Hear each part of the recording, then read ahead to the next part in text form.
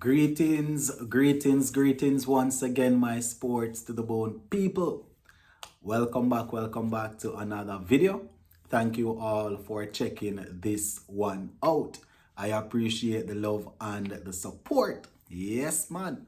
So in this one, I am going to be sharing an interview that was done by our lead selector, Desmond Haynes.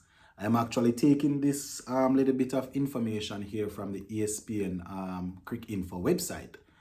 And Desmond Haynes was saying that his panel, they are concerned about the large pool of players that are actually moving away from the test game, from the test format, right? He was saying that they can't really do anything to stop players from going away from it. He was saying that they probably need to create a larger pool of players so they can select from. I'm going to go through all of this. I'm going to share what he was saying, and I will definitely give my input, my commentary on this. So just give a listening ear. Let me know what you all think in the comment section. Also, make sure you hit that subscribe button as we continue to climb the ladder of success together. All right, so the headline of this one says, very difficult for us to stop guys, right? Very difficult for us to stop guys from moving. The selectors are concerned by players' movement away from tests. So the article here, I'm going to give you how the articles begin, and then I'm going to go straight into what Desmond Haynes was saying. So it says, lead selector Desmond Haynes said there is understandable concern among his panel among the movement away from the longer format by key players, and believes a larger pool needs to be created in order to compensate for this. So, they are saying that they are definitely concerned, and he's saying that a larger pool needs to be created to compensate. I am hoping that they are working on this, and it's just a couple of days ago, Desmond Haynes in an interview said that it is because of the strong red ball program that they have going, why we would have seen so many young players coming out that can now go to Australia. So I am hoping that that strong red ball program will get bigger so they can pull more players from to compensate for guys leaving. I am wondering if they have enough credit in the bank for players to trust them though. People are going to play what is available to them until they reach a certain stage. They are going to move on, right? People are going to go wherever everybody is going, where the money is, it seems. But I am really wondering if they are building enough trust, building enough credit where players can take their words for it, that if they perform, they will get a look in. That is also something that we need to look at. You understand? This is not me knocking the selectors or saying that they are not true to their words, but looking in the past, things that they would have told other players, are they really building enough credit? Just the other day, you guys will probably remember Jason Holder, She-Hope, and Kyle Mears. They decided that they're going to explore T20. They're going to explore T20, or franchise. They're going to explore their franchise opportunities.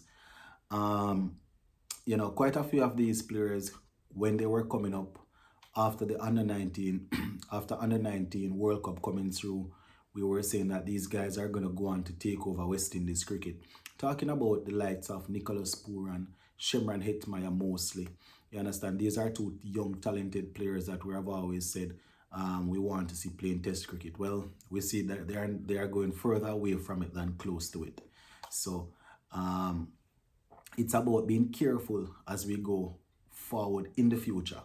We have a nice crop of guys coming out from the last under-19, plus guys that are going to be playing under-19 next year, that we want to make sure we secure a few of them. We have the likes of Teddy Bishop, the Matthew Nandu, the Jordan Johnson, all of these guys coming through. You want to make sure that they play test cricket.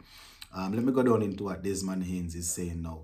So this is Desmond Haynes, and I quote, any panel would be concerned if there is a choice for that sort of version, right? He's talking about T20 because we would obviously love to have a very strong test team, right? So he's saying that they are concerned because there's a choice where they can go and play franchise or they can play test. And obviously, the players are not under contract, so they can't tell them what to do or what not to do.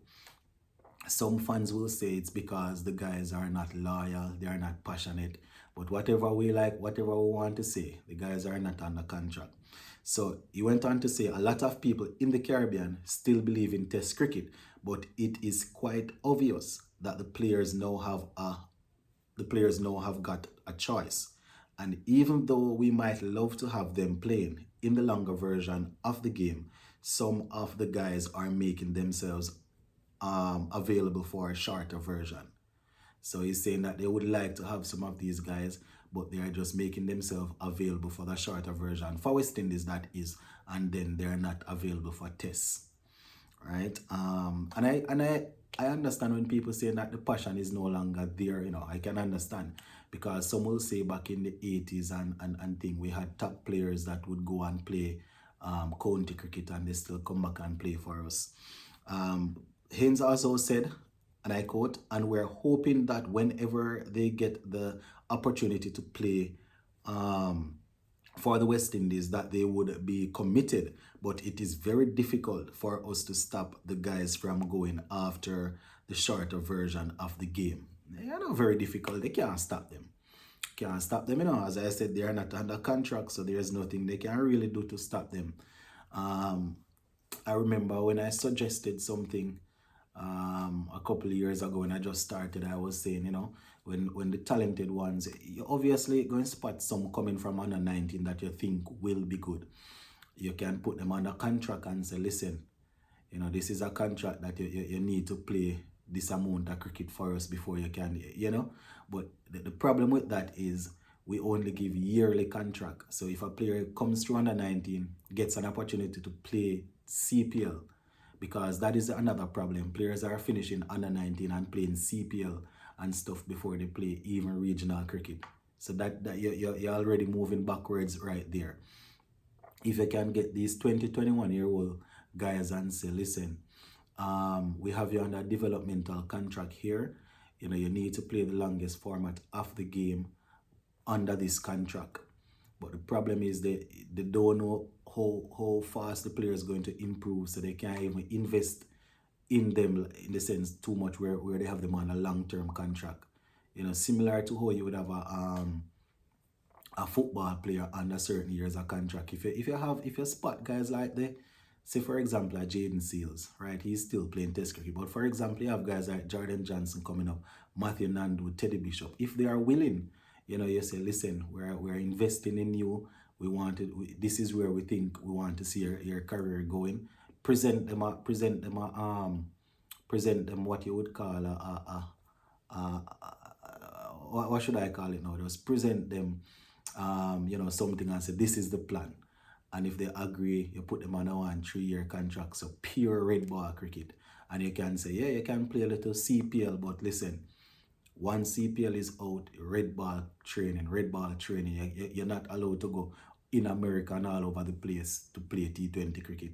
That is if they agree to the contract. That is one way you can get them to play the longer format of the game. Another problem is cricket is not played all year round in the Caribbean. So people going to need a way to make money. You understand? People is their living, and probably what they're going to get under developmental contract to play straight red ball cricket is not enough. A lot of Test cricket is not being played. Some people don't think about that. They will play like probably 6 Test matches for the year if we're lucky, right? That's not a lot of money. It might seem like a lot of money to us that work average jobs, but when they look at what they could be earning, people are going to go after that.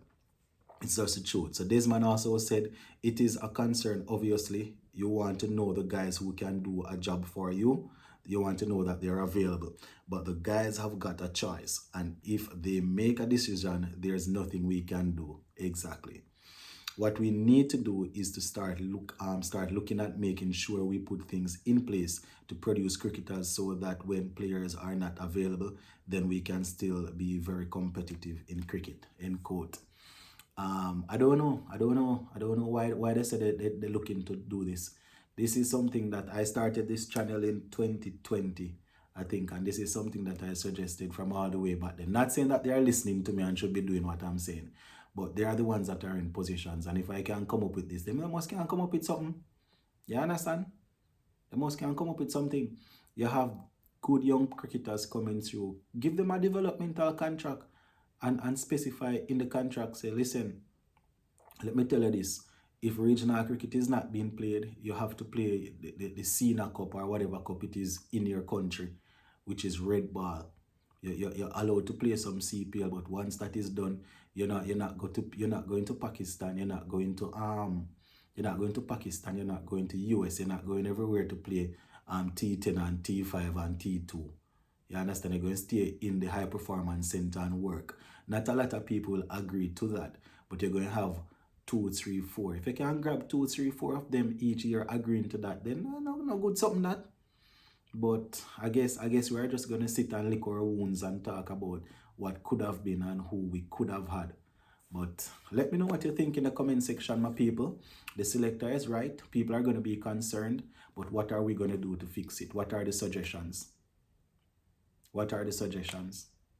I spoke about something a few years ago where you would have players that are just coming through at the under 19 level where you would invest a certain amount of money. Not only for money. You have past people in the region that will just call and check up on them every now and again. You have a pace bowler like Isaiah Thorne coming through. You know you're roping Curtly Ambrose or Walsh, one of them under contract and say, listen, this is just a simple contract. Once a week, touch base with him, find out what's going on. When you can, you check in on him. Same thing with the batsmen coming through. Jordan Johnson, all the youngsters coming through.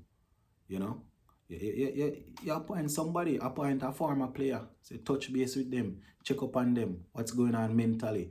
That's how you can find out that, boy, some of my players will say, right now, mommy pressuring me, daddy pressuring me, the family pressuring me that, listen, you have to go out and look it, you have to go out and work.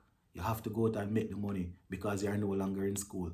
These are things that people are really dealing with, People are dealing with these things where their parents and their family members are saying, you have to go and make the money.